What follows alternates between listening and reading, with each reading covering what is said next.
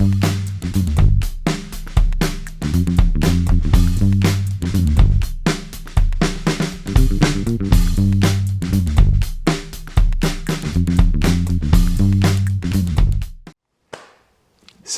hello and welcome back to Unplanned, the show about cities and how they work. I'm Sam, your host.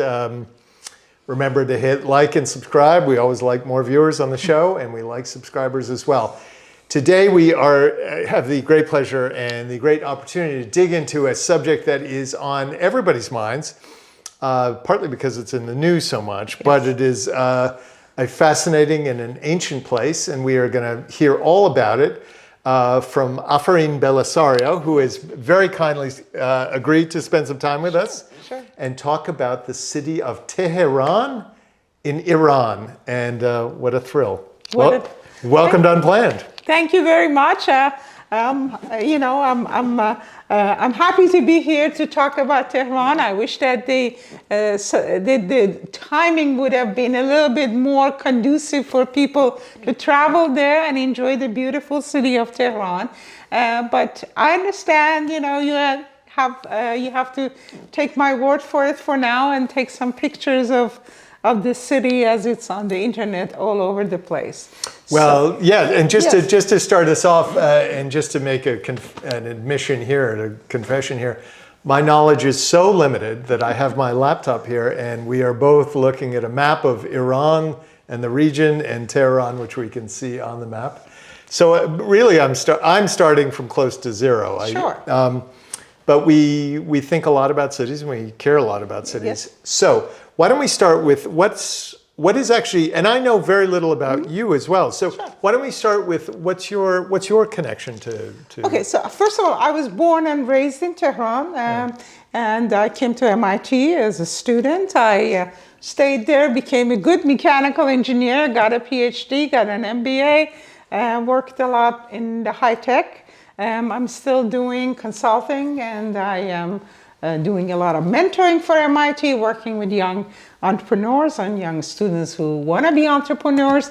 But on the side, of course, being Iranian and Iran being in the news, and I am a leftover of the revolution, because when the revolution happened, I was here at MIT. I graduated in May of 1980. So by the time I graduated, hostages were in Iran, and things didn't look so good for returning. So I stayed. But I always have thought about Iran, thought about Tehran. And recently, about a few years back, I started doing a lot of research about the history of modernization in Iran. And my original idea and how this modernization... Well, before we get into modernization, let's spend just a minute more on that really incredible time in your life when you were here. Yes. You came here to be a student. Yes. So you left one Iran. Yes. And then when you were here, it became another Iran, a different Iran. Exactly. And what was that, roughly speaking, what age were you? You were sort of MIT age. I was like, MIT age, I was like 20, 22, 23, young 20s, middle 20s. And how did that feel? Oh, so first of all, how did you, as an Iranian coming here in the late 70s, relate to the United States? Did you feel like you were just part of the same culture and it was just one? Sure. I mean, to me, it was not shocking. I've been to Europe. Tehran was a very modern city, very westernized, lots of Americans, English spoken, learned and spoken. So it wasn't really, it was just another country, a better school, and I first came to New York. I was a year in New York in Brooklyn Polytech, and then I transferred to MIT, and nothing shocking. But then, and what was that? So then, what was that like? Did you just wake up one morning and say, "Oh my goodness"? What? No, I think that you could see that there's revolution brewing. So when last time I was in Iran, it was in late 1978, early 1978, just the beginning of the revolution, and I could see it's totally different country. I could see that, and believe me, when I talk about people walking into the streets, they were estimated to be 2 million. It wasn't like a little demonstration, maybe in Friday. It was a massive number of people. So it was totally different. Anything that since then I've seen close to that is the 2009, uprisings in Iran. So it was really different. Yeah. So, and it got worse, so every day I would see pictures of it. And so in some sense, a lot of us are, people are optimistic by nature. So everybody felt, okay, there will be a revolution. We'll have a new government of some kind, hopefully a liberal, democratic. What was really shocking was the, Islamic Republic, so that was the shocking part to me and a lot of students and sort of westernized Iranian, especially those who were in this country. So that was the time, that was the shock, that was the real shock. And when you see that, and then when the hostages happened, hostage situation in Iran happened, and then you knew something fundamental have changed. Yeah. And this fundamental change cannot be unchanged for some time. Interesting. And, And how about you personally? So you're here in Massachusetts. Yes. It's 1980. Yes. And you say, okay, I'm just going to stay. I'm not going to go. Yes. Yeah. Well, I was extremely lucky. I mean, I am one in them, probably thousands. Because number one, I was in Massachusetts. That is pretty welcoming environment, which is wonderful. But the other thing is that, I had the prestige of M.I.T. behind me. And even though, people might think, oh, this person is from Iran, there's also this person is a graduate of M.I.T. And I am grateful for that because I had no problem getting a job. I mean, yes, they had to curtail my job to the ones that, could be open for a person from Iran. But given everything, I got a good job. I got a very good colleagues. So I am kind of like exception.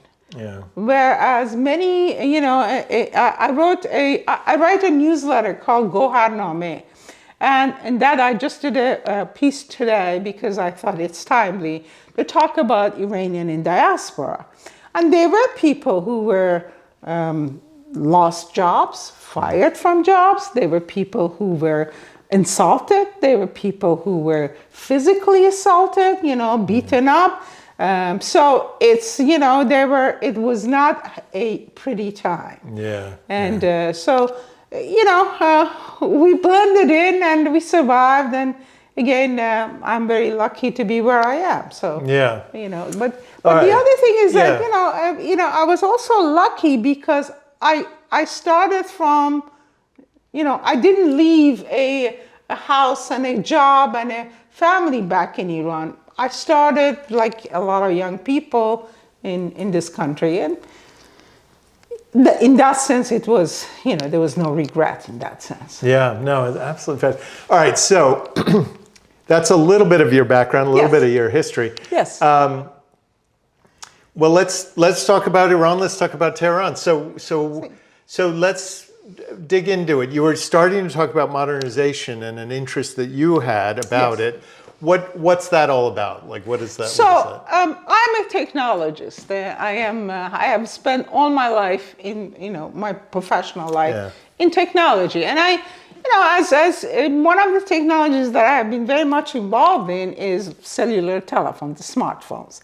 And back in the days when we were talking about it, we were talking about this, connections, ubiquitous connections forever. Right. And I never thought about, okay, so all these things that we think are great could be really a bad thing or could have consequences. Not a bad thing, but it changes society. I mean, when I was young, when I would go to someplace, my mother maybe gave me like, I don't know, equivalent of a quarter, say, you get there, give me a call. And that was too much, because the generation before didn't even have telephone. But now, when my kids would go to school, I can see them, walking back with, it's just like, it's totally different. The expectation different, society is different. We are all addicted to this little telephone. If you look at Iran before the middle of 19th century was like a, medieval society. It was, tribal. It was every city for themselves. It was, basically Iran didn't even have a standing army. If the king wanted to make war with somebody, they would send out for tribal leaders. And many tribal leaders had more power than the Shah because people were very much beholden to them, whereas they weren't beholden to the king. Was it thought of as a single country, or was it just a bunch of fiefdoms? But there are two things. Iran had always been Iran, but internally it was run mostly like a feudal system. That there was a king, but then the king relied on his tribal leaders or governors or whatever to do a lot of things. So it was, again, it's exactly like a feudal system. So this was like that. So this was in Iran of that. And then middle of 19th century when we started bringing in the technologies and this, people started, sending telegrams and, let me ask you while we go down this road. What was the? Obviously, there's a long history, particularly as we get into the 19th century of European colonialization. Was Iran ever subjected to that, or no? Okay, so not technically, but not in reality. But there was when Iran was surrounded by empires, and itself it was a feudal system, weak country, weak monarch, and it was north of it was Russian Empire, south of it was east of it was English Empire by the virtue of India, and then the west was Ottoman Empire, with which there was a lot of fighting between Iranians and Ottomans. But Iran was surrounded by these empires. And in 1907, there is a English and in the England and Russian Empire signed something called St. Petersburg Agreement, which basically said, okay, we're not gonna split this country, but you are the influencer, your circle of influence, your zone of influence is north, mine is south. So even though... And just to clarify, Russia being north and England being south. So, for example, England... And just to make a point, as I look at the map, Tehran is right up at, I would say, the northern edge of... Yes. Right. So, well, Tehran was exception. It was capital. Nobody cared for that. But there were a lot of intrigues. There was a lot of, again, there was no colonial power like it was in India, where it was ruled by the English, but it was definitely informally, English, and they had they have the right, for example, capitulation right, which means that Iranian courts could not try a Russian subject or an English subject. Oh, so interesting. Interesting. So it was all kinds of stuff there. So here we are in the middle of the 19th century. Mine was a little bit of a detour, but so this modernization and as we talk about it, let's focus in on the cities of Iran. Tehran being maybe the first and primary city, but so the 19th century is happening, technology is happening, and it's changing Iranian society. It sounds like. In what ways? And everywhere. And in terms of, a lot of, so one of the things that happened, we had this guy called Amir Kabir. He was a very, very bright man. He was the prime minister of a young king King Nasser-ed-Din Shah, which means that King Nasser-ed-Din. And he was, of course, got not assassinated, but killed because of his... The prime minister. This was the prime minister. But he started sending people outside the country to study. He started the School of Science. He started bringing people in and encouraging people to open modern factories, to bring in electricity, to bring in all the things that Iran didn't have at the time. And Nasser-ed-Din Shah himself, he traveled to Europe multiple times and he enjoyed Europe. So he wanted to make Tehran sort of like a European city. So he couldn't do anything with the south part of the city, which was old and, all the little, little streets and alleys and things like that. But the north of the city, he built like Lal Azhar, which had all nice, beautiful shops, and all the buildings were three stories high, and so he tried to bring in some blend of aesthetics from West, and he tried to because he was also he was the first man in Iran who brought in a movie camera and a regular just a camera, and he took pictures. What years are we talking about? We're talking about 1870s, 1860s. Right. So he was a... And can I ask you, if you were in Iran in the 1870s and you wanted to go to Paris, say, yes, how would you travel? Oh, that's not actually that's one of the reasons that people did travel. Yeah. So if in maybe 1880s, you would go north to... Okay, I'm looking at my map here, yes. You go to the Caspian Sea, and there's a port called Bandar Anzali, and port of Anzali. It still exists today. And you would take a steam ferry, Russian steam ferry, to Baku, which is in Azerbaijan now. Okay. And then from Baku, Russians had this Trans-Caucasian train. So you would take the train all the way to Batumi. And from Batumi, you take a ferry to Constantinople. Okay. And or Istanbul. And from Istanbul, you would take a train to Paris. Oh. So it wasn't so bad. Yeah. That sounds doable. Yes, yes. It sounds doable. That's a very good word. That's quite something. Well, let's go back to Tehran. Yes. And let's talk about the history of that city, because it sounded like in our initial conversations that it was kind of created.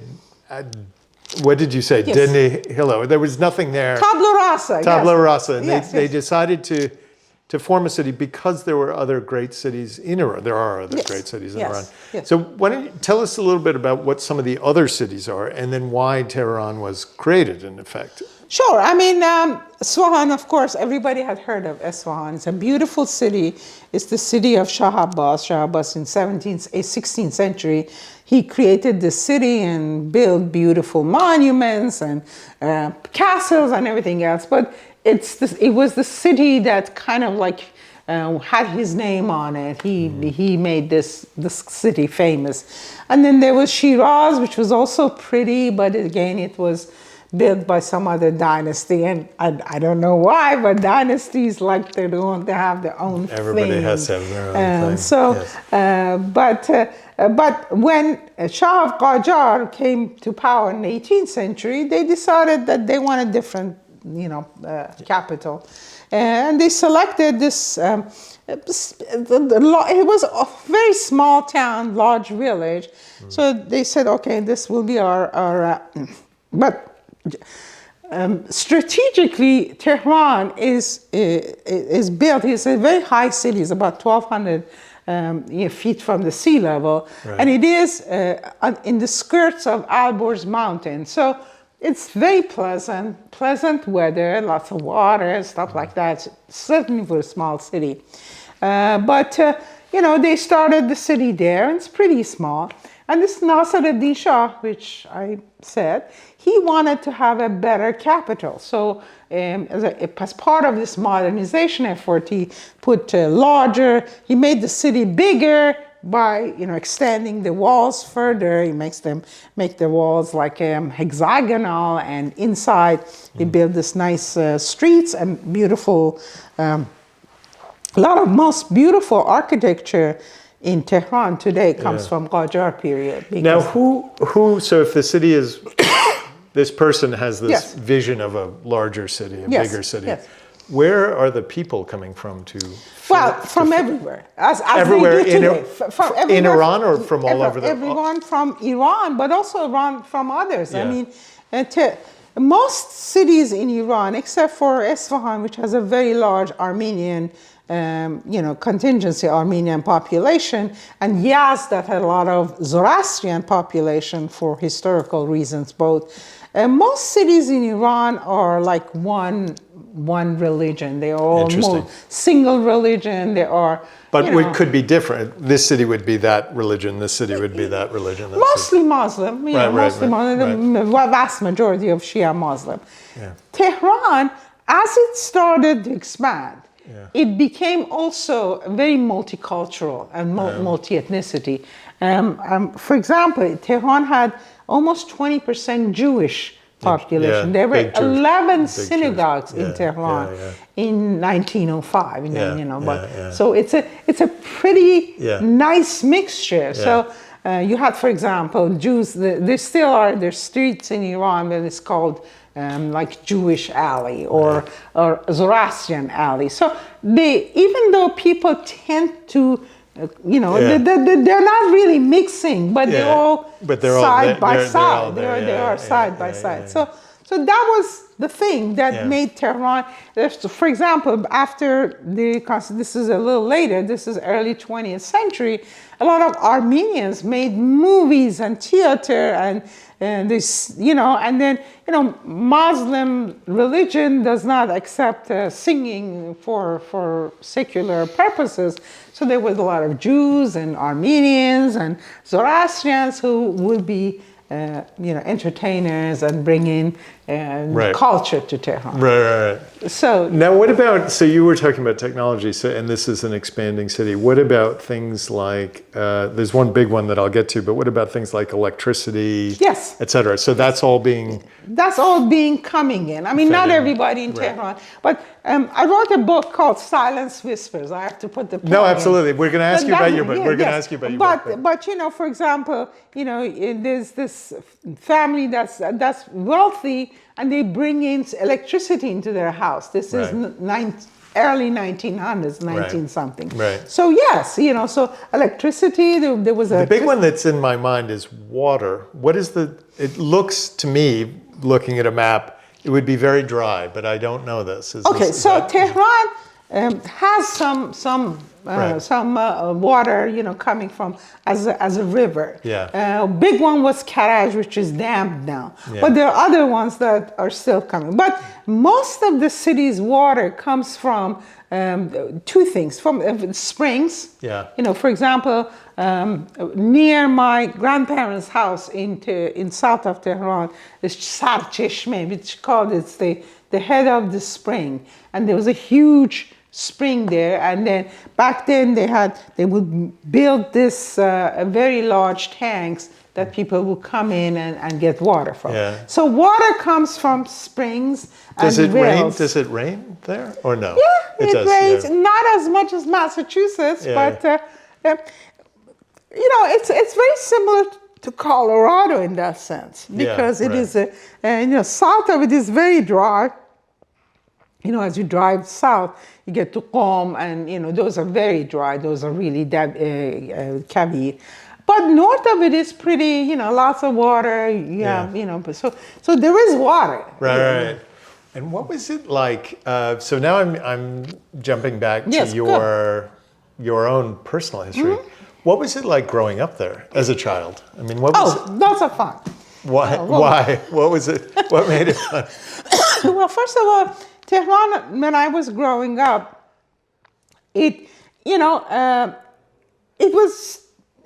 was still a city that you could walk from one side to the other within one day.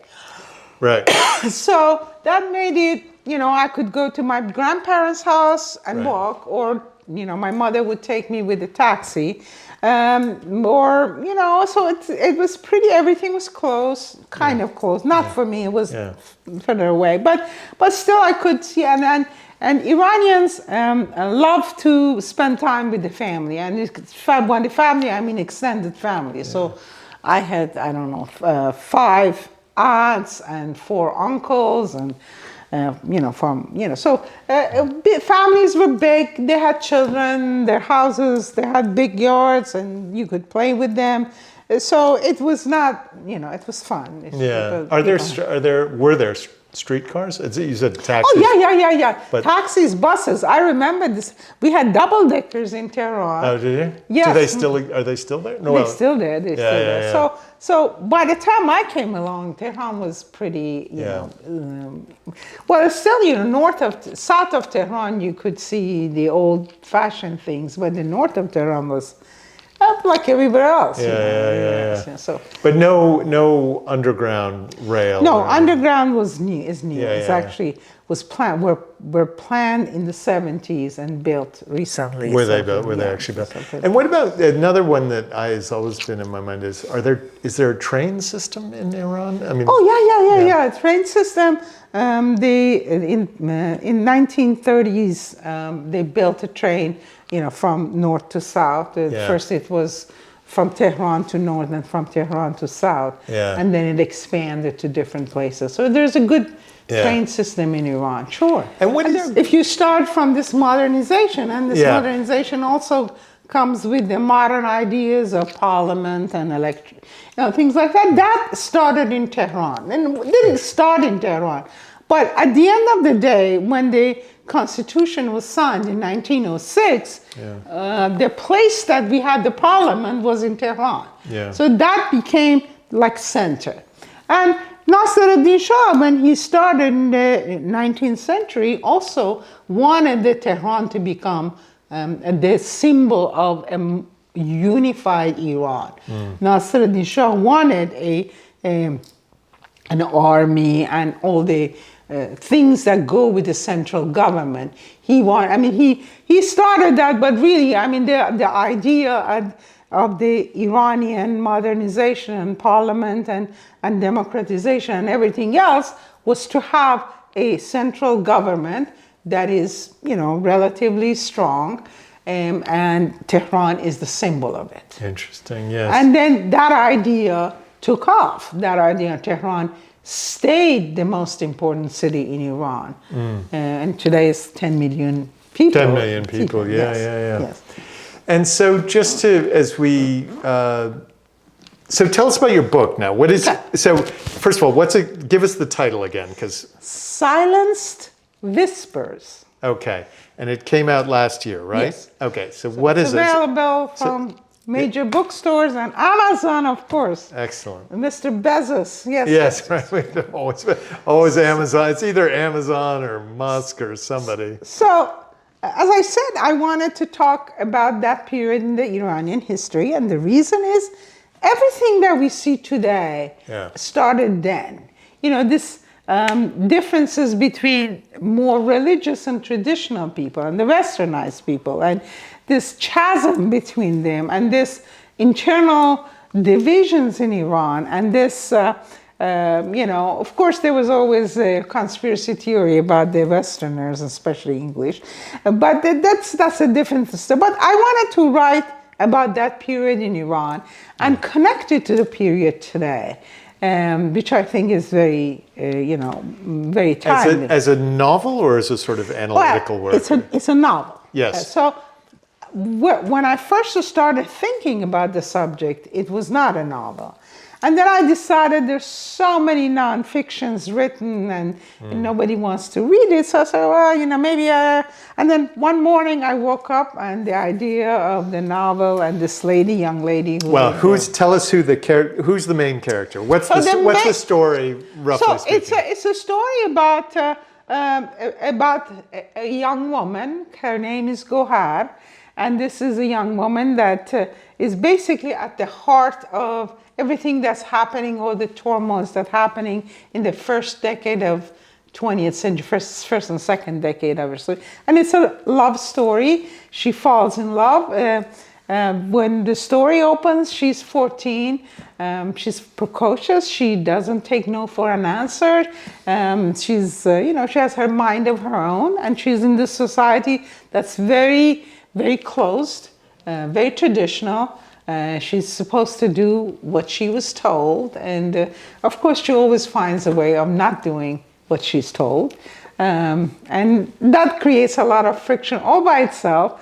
And she's at the age of 14, she gets married off to somebody who's 55, and so it's not a marriage of love, of course. And she thinks that she's gonna stay in this marriage and everything will be fine. And of course, things happen, and she comes to Tehran and gets involved in the political arena of the time, and there are assassinations in Tehran, and there are fightings between different factions, and there's there's intrigues from Russia and and then as a sort of the major event of that day is that Iranian, who by now have a parliament and have a constitutional monarchy, they decide that they're going to hire an American financier, and this is true. Morgan Schuster, he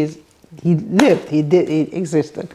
So they invite him to basically redo their finances. So this guy comes in not as an American official, but as a private citizen, hired by the government of Iran to basically collect taxes and end corruption and ends this reliance on foreign money, which is and then of course Russians didn't want that to happen, and a lot of Iranians didn't want to happen. Not a lot, but people who were taking advantage of the situation didn't want that to happen. So eventually what happened is that Russia attacked Iran and took over the north of Iran and was threatening the capital, and Iranians, of course, uprising. There was an uprising. And of course, the subject of her love is this Russian reformer who is helping Iranians. And so that's interesting. And is the Russia part of that story true? It's all true. Yeah, that's true. That's all true. That's all history. Nothing. The historical events are well documented. It's not something that I made up. Interesting. What? And that's wonderful. Now, obviously, you're not going to tell us what happens to them and what happens to her. Oh, lots of twists and turns, and I'm not going to tell you what happened. One thing that is sticking in my brain, and I'll say it, we don't have to go down that road, is you did mention the conspiracy theories, and you mentioned particularly about the English, and that to me is very interesting, partly because in the modern day there's a whole set of conspiracy theories about other countries, but that is fascinating. It sounds like that was a very common But it was thing. a common thing, and of course people did have some good reason for that. There's especially some basis for that. Some basis for that. There was of course the 1907 St. Petersburg Agreement that I discussed, and then 1921, and they brought in Reza Shah Pahlavi, who just became the king. And then again, the intervening of foreigners in Iranian affairs have been going on for almost a century. Sure. So over a century, I'm sorry. 1941, English and Americans took over Iran as part of Allied forces. Iran was the bridge of victory. And then 1953, of course, there was the coup d'etat. So, it's the fact that, I don't subscribe to conspiracy, but I can understand. I hear what you say. So there was something else you mentioned when we were talking before this, which I just want to, you mentioned, I made a mental note to ask you, and now I'm remembering it. You said something about the Silk Road and Yes. that the Mediterranean route. Yes. Can you just remind us what that Well, is? see, if you go back, I don't know, 500 years ago or more than that, Silk Road connected China and India to the West. And this was a place where, all the goods were going one way or the other. And because of the frequency of trade, there was a lot of connections. Different cities became very important, Bukhara, Balkh, and one of them was Ray, for example, which is near Tehran. So these were cities that, traders would come in, they spend money, and they've also centers of learning because people were going from west, from east. They knew they learned, they knew different languages and whatever. So what happened then? Europeans decided to bypass that because it was expensive for them there. So they circumvented. They went from I think it's the Cape of Good Hope in the south, Good Hope. Yeah, the Horn of Africa. Yeah. From the Not the Horn of Africa, but yes, I know what you're talking about. So rather than going the route of Silk Road, which was a land route, they went the route of the seafaring, and they went around that to get to India and China, and that bypassed this whole big land mass. Interesting. And a lot of cities, because of that, fell into despair, so to speak, fell into bad times. Yeah. Just briefly, how are you feeling right now? Because obviously it is in the news and it's a challenging time. I am fine. Of course, like everybody else, this is a war between two unpopular leaders.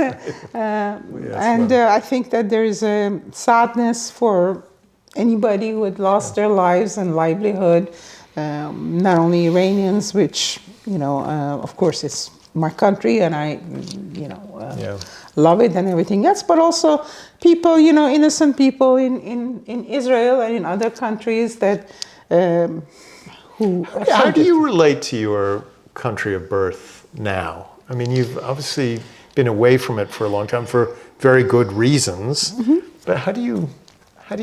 Well, I mean, like everybody. What does it mean to you now? Well, it means a lot because it is my country, because my culture comes from it, because what you learn in the first 5 years of your life stays with you forever.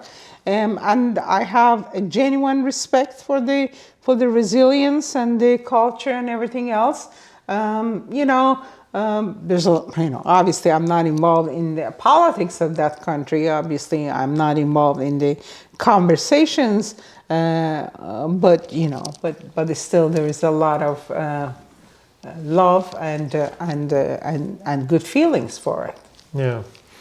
All right. Well, thank you again for joining us on Unplanned and helping us, me for one, but hopefully everybody understand and learn a little bit more.